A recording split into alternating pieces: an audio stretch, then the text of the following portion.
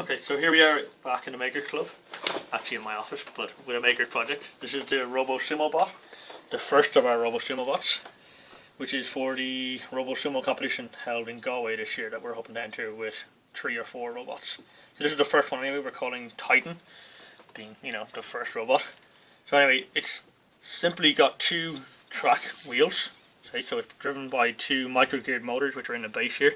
Can't see them because they're inside this actual piece of plastic, but essentially there's one here connected to the first wheel and another one on the other side connected to the second wheel, and it is reverse driven, right? So the back wheel drive, and when this wheel moves, obviously it moves the front wheel with the tank tracks. Okay, so we can get forward motion, back motion, or left by moving them in opposite directions, or right by moving the opposite direction again.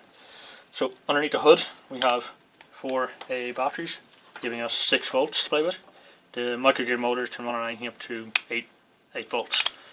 Okay, we also have a motor driver, which is a standard H-bridge motor driver, meaning that we can actually change the priority on the motors, given 4 input pins. So depending on what the values are for the input pins, it tells the motors which way to turn and which motors to turn on.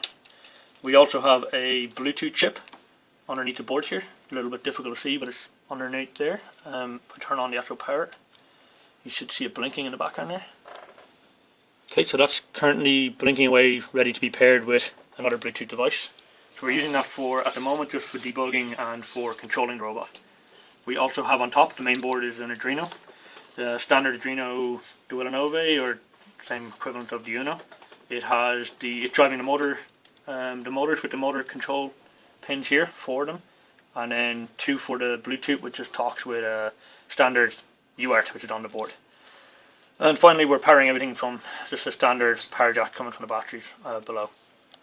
And that's pretty much. Oh, and also there's a infrared rangefinder on the front here, Sharp IR, which is sending out a laser beam and then recording the actual bounce back laser and using time of flight to determine how far away the nearest object is.